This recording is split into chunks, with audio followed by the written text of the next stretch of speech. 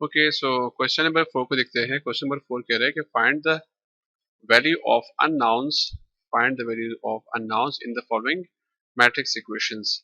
Basically इस question में क्या है कि हमें कुछ इक्वेशंस दिए हुए हैं। इक्वेशन कहते हैं, इक्वेशन समझने से पहले एक चीज जरूरी है जिसको कहते हैं अलजेब्रिक एक्सप्रेशन। जैसा मिसाल के तौर पर 2x plus 3 is equal to 7। अब ये जो है ये हमारे पास क्या है, एक अलजेब्रिक एक्सप्रेशन है। अलजेब्रिक एक्सप्रेशन है और ये हमारे पास क्या है, ये भी एक अलजेब्रिक एक्सप्रेशन की ही डेफिनेशन में आ रहा है। तो बेसिकली जब भी दो अलजेब्रिक एक्सप्रेशंस के दरमियान जो है ये साइन ऑफ इक्वलिटी आ जाए, मसावात का साइन आ जाए, अलामत आ जाए, तो हम इसको कहते हैं, इसको हम कहेंगे कि ये क्या है, एक इक्वेशन है। ये एक इक्वेशन है। इक्वेशन में क्या होता है कि बेसिकली लेफ्ट हैंड साइड जो है वो हमेशा इक्वल होंगे किसी के राइट हैंड साइड के। तो ये क्या हुआ, हमारे पास एक इक्वेशन है। तो इस क्वेश्चन में इन्होंने जो है हमें कुछ इक्वेशंस दिए हुए हैं जिसमें कुछ मैट्रिक्स जो है वो लेफ्ट हैंड साइड पे है। लाइक यहाँ पे अगर हम देख रहे तो एक मैट्रिक्स ये है और एक मैट्रिक्स ये है, ये लेफ्ट हैंड साइड पे है। और ये कह रहे, क्वेश्चन में ये कह रहे कि ये जो है क्या है, इक्वल है राइट हैंड साइड के। सो पहले हम क्या करते हैं कि इन दो मैट्रिसेस को जो कि आपस में मल्टीप्लाई हो रहे हैं, इनको आपस में मल्टीप्लाई करते हैं। सो वही प्रोसीजर है कि फर्स्ट रो को फर्स्ट कॉलम के साथ पहले मल्टीप्लाई करेंगे। तो 1 multiplied by B, B 4 multiplied by 2, 8, 4 2 जा 8। उसके बाद क्या करेंगे, क्योंकि यहाँ पे कोई और कॉलम नहीं है तो इसलिए हम मूव करते हैं सेकंड रो पे। तो हम क्या करेंगे, अभी सेकंड रो को फर्स्ट कॉलम के साथ मल्टीप्लाई करेंगे। -2 को बी के साथ करोगे तो हमारे पास आएगा -2b plus 3 multiplied by 2, 6। Left hand side को थोड़ा सा सॉल्व करने के बाद हमारे पास क्या आया, ये ये सॉल्व करने के बाद ये आया हमारे पास। अब असल में इस क्वेश्चन में हमने करना क्या है, ये जो इक्वेशंस है, सॉरी ये जो वेरिएबल्स है, अननोन वैल्यूज है, जैसा कि ए, जैसा कि बी, इनकी वैल्यू को हमने क्या करना है, फाइंड करना है। सो चूंकि ये जो मैट्रिक्स है और ये जो मैट्रिक्स है ये आपस में इक्वल है, ये आपस में इक्वल है, तो हम कह सकते हैं कि इनकी जो कोरिस्पॉन्डिंग एलिमेंट्स है वो भी आपस में क्या है, वो भी आपस में इक्वल है। इसी तरह ये वाला जो कोरिस्पॉन्डिंग एलिमेंट है ये भी इसके इक्वल होना चाहिए अगर ये दो मैट्रिसेस आपस में इक्वल हो। लेकिन चूंकि ये सवाल कह रहे हैं कि ये दोनों आपस में इक्वल है, सो इसका मतलब ये है कि ये वाकई में एक दूसरे के क्या है, इनकी जो कोरिस्पॉन्डिंग एलिमेंट से आपस में इक्वल है। सो हम लिखेंगे कि since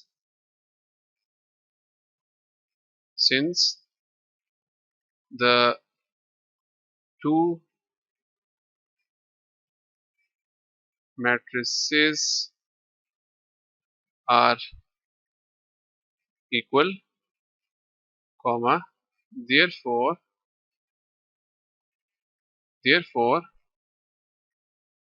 their corresponding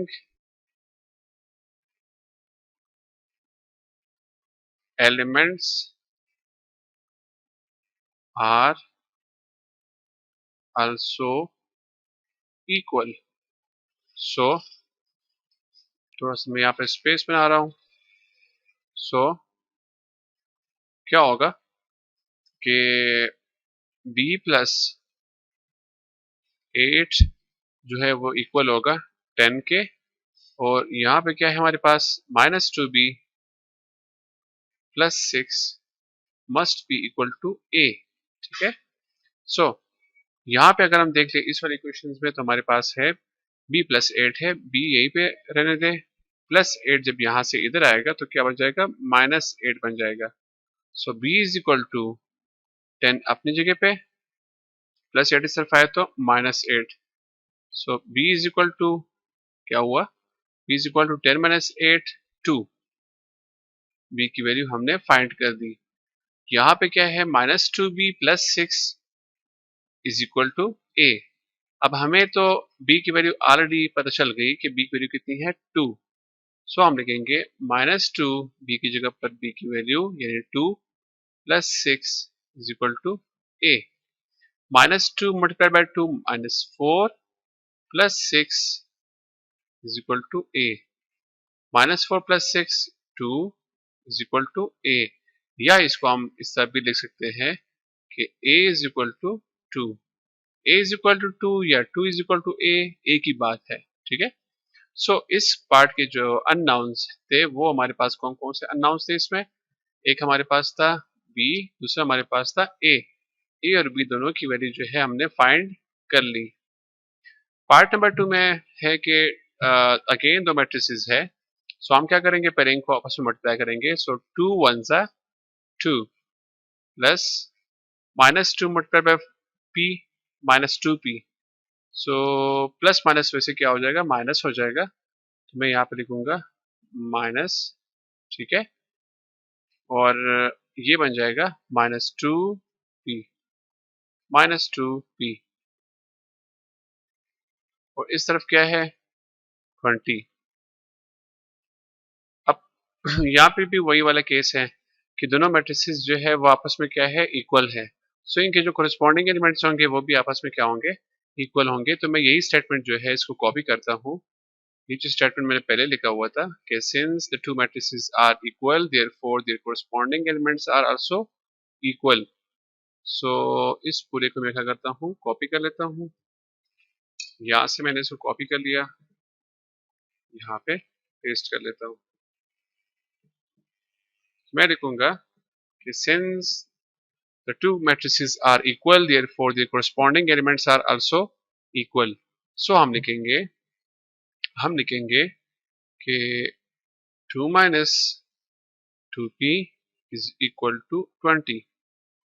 2 minus 2p is equal to 20।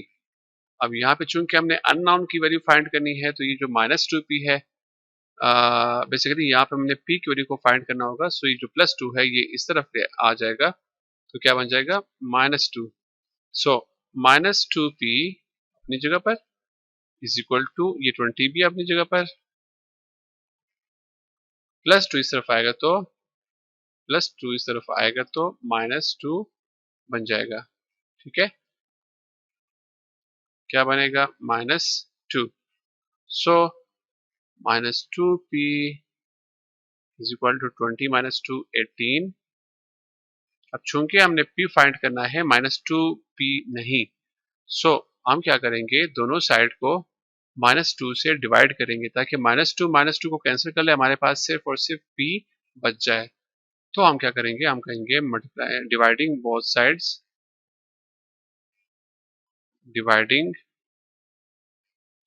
Both sides by -2।